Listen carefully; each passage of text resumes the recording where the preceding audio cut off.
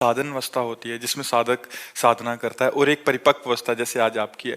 But आपके जीवन में तो महाराज जी बनारस से लेके जब से निकले हैं तब से प्रतिकूलता का, भोजन नहीं मिलना, हाँ, सर्दी, तो सबको सहना। चूंकि लक्ष्य हमारा बहुत बड़ा रहा है, हमारा लक्ष्य रहा ब्रह्म प्राप्ति, भगवत प्राप्ति। अब इसमें हम कदम पीछे नहीं हटा सकते, चाहे जितना कष्ट मिले। तो वो जो जिसे तुम कष्ट कहते हो वो हमारी तपस्या बन गई, वो हमारी साधना बन गई, वो हमारी जितेंद्रियता बन गई। महाराज जी तब आपको लगा नहीं महाराज जी? अभी तो महाराज जी नहीं, हमको केवल एक ही बात लगती थी कि हमें भगवान दर्शन दे, और ये प्रतिकूलता को भान ही नहीं। नहीं, बिल्कुल नहीं, कभी हमें नहीं लगा। क्योंकि जैसे अब काशी में थे तो बड़े बड़े अन्न क्षेत्र खुले हुए हैं, बहुत मारवाड़ी अन्न क्षेत्र 24 घंटा चलते हैं। तो काशी तो अन्नपूर्णा की नगरी है, वहाँ कई अन्न क्षेत्र है, आप जाइए किसी भी समय जाइए आपको भरपेट भोजन मिलेगा। लेकिन हमारा नियम था हम घाट से छोड़कर नहीं जाएंगे, हम कभी भोजन के लिए किसी के यहाँ नहीं जाएंगे, हमारे पास जो आएगा वही पाएंगे। उसे आकाश वृत्ति कहते हैं।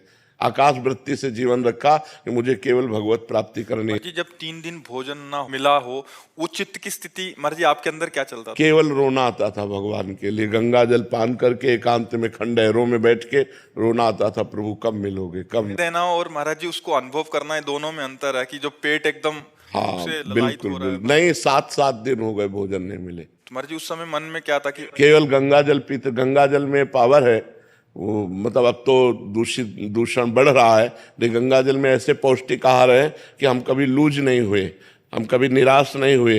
हमें एक पावर मिलता था, जैसे दूध पीने से पावर मिलता है ऐसे गंगा जल से पावर मिलता था। और लक्ष्य था भगवान की प्राप्ति, मर चाहे जाऊं मुझे भगवान चाहिए। तो उस जिद के कारण सब सह गए, भगवान सब सहते रहे, वैसी क्षमता भी भगवान देते हैं, हमारा मन उत्साहित रहे। आपके मन में कभी आया नहीं कि हमारा भी एक जगह कुटिया हो, भोजन मिल जाए ऐसे?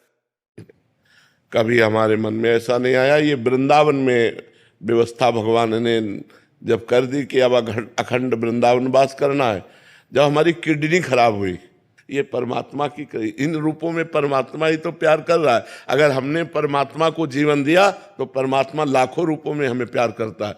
तो हमें प्रतिकूलता तभी अनुभव में आएगी जब हमारा हृदय भगवान से विमुख होगा। अगर भगवान के सन्मुख हो तो हर बात कृपा नजर आएगी कि भगवान की कृपा ही इसमें है। महाराज जी आज अनुकूलता तो आज आप कैसे देखते हैं महाराज जी?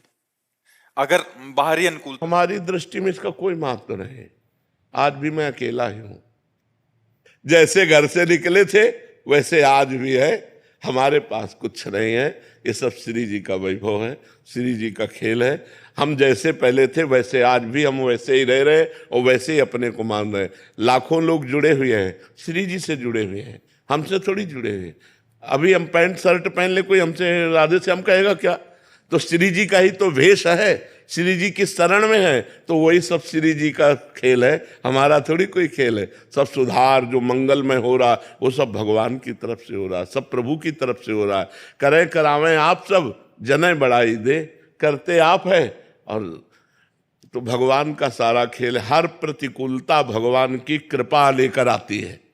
ये बात तभी समझ में आएगी जब भजन करोगे। नहीं, विपत्ति दुख और प्रतिकूलता से डर लगता है, नहीं लगता कि भजन करूं कभी प्रतिकूलता न मिले, कभी दुख न मिले, कभी विपत्ति न मिले। लेकिन सही पूछो तो विपत्ति और दुख और प्रतिकूलता में जो भगवान के प्रति रोना आता है वो और कभी नहीं आता। जो हमारा भजन काशी के घाटों में हुआ कि एकांत में आर्त भाव से भगवान शिव को पुकारना, वो हम ललचाते हैं। घाटों में जब तपती धूप है, पेट में भोजन नहीं, कोई बात करने वाला नहीं, रहने का ठिकाना नहीं, तब भगवान के प्रति जो भाव आता है वो किसी अन्य साधना से नहीं आ सकता है। वो कृपा से जब परिस्थिति मिलती, जैसे देखो द्रौपदी जी को वो कभी भाव नहीं आया, जब वो परिस्थिति आई कि ना कोई पांडव पक्ष उनका सहयोग कर रहा है, ना कोई सभा पक्ष सहयोग कर रहा है, हाथों में दम नहीं रह गया, दांतों में दबाया, दांतों में दम नहीं रह गया।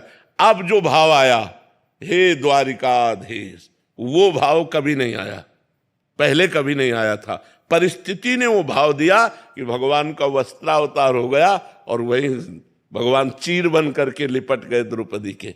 तो ये जो परिस्थिति आती है, विपत्ति दुख प्रतिकूलता, ये भगवान की कृपा का अनुभव कराने आती है। हम लोग डर जाते हैं उससे, जबकि वो कृपा होती है, हमारे पापों का नाश करके हमारे हृदय को अद्भुत आनंद प्रदान करने वाली बन जाती है।